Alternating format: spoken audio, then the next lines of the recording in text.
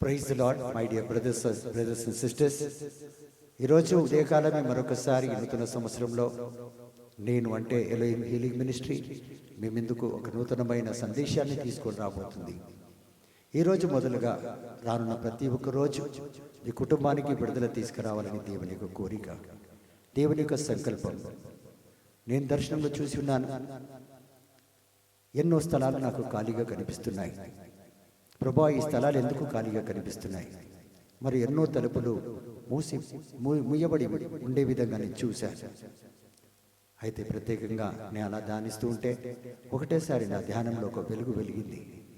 ప్రతిరోజు నేను విడుదల, స్వస్థత మరియు అద్భుతాలు, ఆశ్చర్యక్రియలు జరగడానికి, దేవుని యొక్క శక్తి ద్వారా అవన్నీ జరగడానికి, మరి దేవుని యొక్క బిడ్డలందరూ కూడా స్వతంత్రంగా జీవించాలని దేవుడు కోరుకున్నట్లు ఈ యొక్క అంశాన్ని అనుకున్నాను.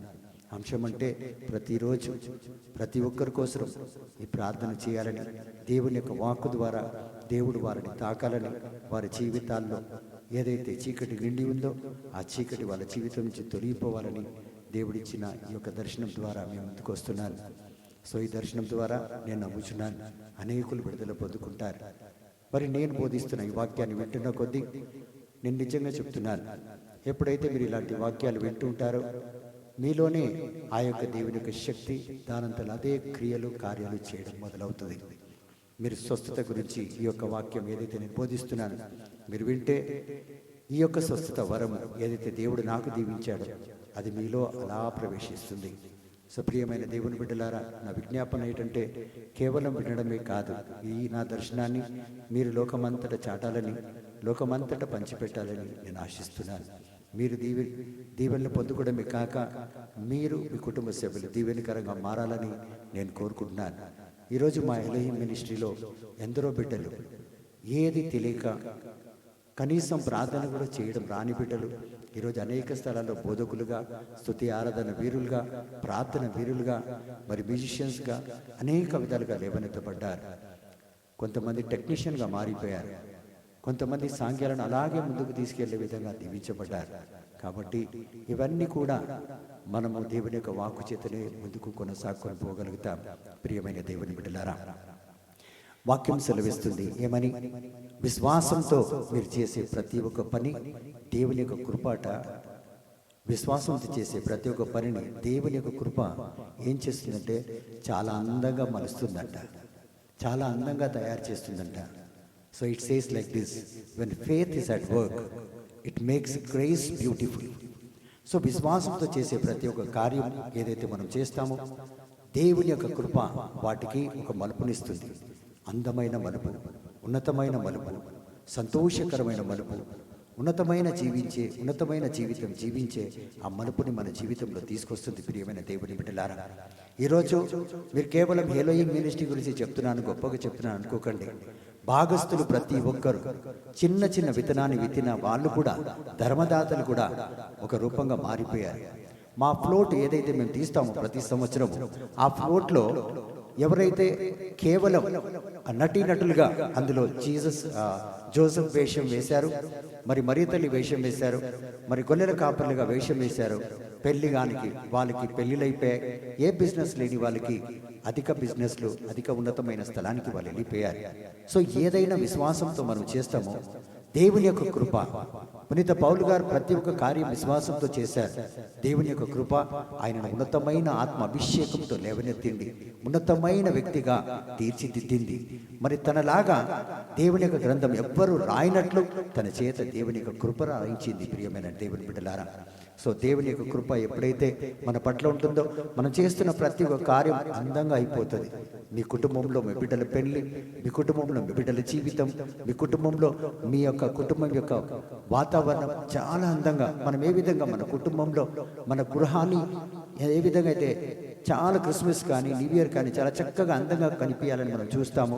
కానీ దేవుని యొక్క కృప ఉంటే వాటికంటే అందంగా మీ జీవితాలు మారిపోతాయి. ప్రియమైన దేవుని బిడ్డలారా, కాబట్టి ఈ వాక్యము ఏం తీసుకొస్తుందంటే మీ జీవితంలో ఒక మందమైన మలుపు తీసుకొస్తుంది.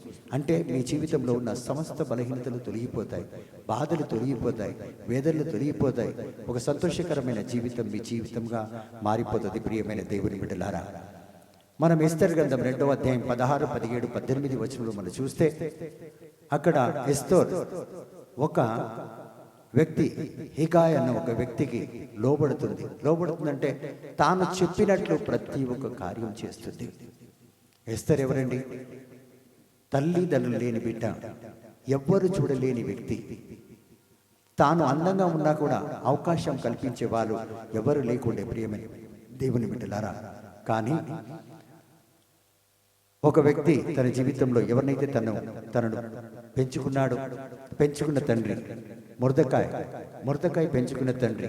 కానీ హగాయ్ హగాయ్ ఏం చేశాడంటే రాజు ముందుకు తీసుకెళ్ళగలిగాడు. చూడండి, ఇక్కడ 1 సంవత్సరం పాటు ఎవరు? ఎస్తేర్ 1 సంవత్సరం పాటు హగాయ్ చెప్పినట్లు విశ్వాసంతో చేసింది.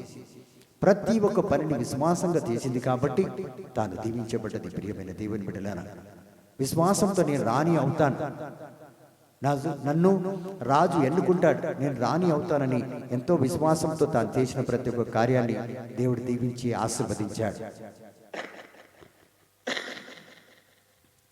మీరు చదివినట్లయితే ఎస్తేర్ గ్రంథం 2వ అధ్యాయం 16వ వచనంలో, Esther was brought to king Ahasuerus in his palace in the 10th month called Tebeth in the 7th year of his reign. The king liked Esther more than anyone of the other women, having won his favor and approval more than any of the other virgins. She received the royal crown and was made queen in the place of Vashti. The king then gave a great banquet in honor of Esther for all his officials and ministers. He proclaimed a holiday for all the provisions and distributed gifts to royal liberty. చూడండి, Esther వల్ల అనేకులకు విడుదల వచ్చింది, అనేకులకు సంతోషం వచ్చింది, అనేకులకు దీవెన వచ్చింది. ప్రియమైన దేవుని బిడ్డలారా, ఎస్తర్ ఎప్పుడైతే రాణి అయిందో మీకు తెలుసు. 3 రోజులు ఉపవాసం చేసి ఇశ్రాయేలు బిడ్డలకు గొప్ప ఆశీర్వాదం తీసుకొచ్చింది. ఎందుకు పనికి రాని వ్యక్తి, తల్లిదండ్రులు లేని వ్యక్తి, ఎవ్వరూ ఆదుకునేవారు లేరు, ఆదుకున్న వారు ఉన్నారు అని కలలో కూడా అనుకోలేని వ్యక్తి. చూడండి, ఎక్కడైతే విశ్వాసం పనిచేస్తుందో అక్కడ కృప మన జీవితాలను అందంగా మార్చేస్తుంది. కాబట్టి ప్రియమైన దేవుని బిడ్డలారా, ఈ చిన్న వాక్యాన్ని దేవుడు దీవించి ఆశీర్వదించాలని నేను కోరుకుంటున్నాను. ఈ రోజు నుంచి మీ జీవితాల్లో దేవుని యొక్క కృప ప్రతి ఒక్క సంఖ్యలను వెలుగొట్టును గాక. ఈ రోజు నుంచి దేవుని యొక్క కృప, విశ్వాసంతో మీరు ఎప్పుడైతే ప్రార్థన చేస్తారో దేవుని యొక్క grace, the grace of the lord today will break all the chains in your life, in your family. మీ కుటుంబంలో ఉన్న ప్రతి ఒక్క సంఖ్యలు మీరు ఈరోజు ఆలోచిస్తున్నారా? ఈ బంధకాల నుంచి నన్ను ఎవరు విడుదల దయచేస్తారు? ఈ అప్పు సమస్యలు, ఈ వేదన, ఈ బలహీనం, ఇవన్నిటి నుంచి, ఇలాంటి సంఖ్యలన్నిటి నుంచి దేవుని యొక్క కృప ఖచ్చితంగా ఈరోజు మీకు విడుదల ఇస్తుంది. మరి అదేవిధంగా మీ కుటుంబంలో చీకటి కమ్ముకొని ఉన్నదా? ఆ చీకటి నుంచి దేవుని యొక్క కృప మీకు విడుదలిస్తుంది. మాంత్రిక శక్తులు మిమ్మల్ని బలహీనం పరుస్తున్నాయా?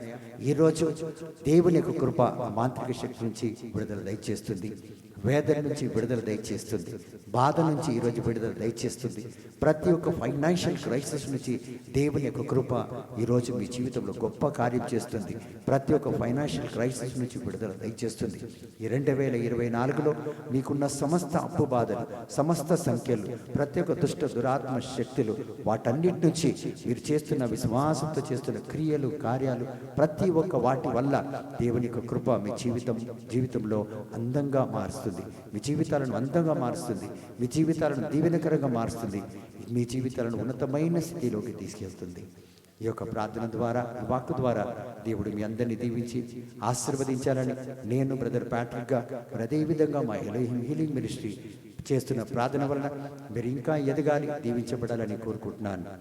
ముఖ్యంగా మీ కుటుంబాల్లో ఉన్న సమస్యలన్నీ ఈ రోజు నుంచి తొలగిపోను గాక, మీరు దీవెనకరంగా మారను గాక. ఈ ప్రార్థనలన్నింటినీ యేసుక్రీస్తు నామంలో అడిగి వేడుకుంటున్నాం తండ్రి. Amen, amen, amen.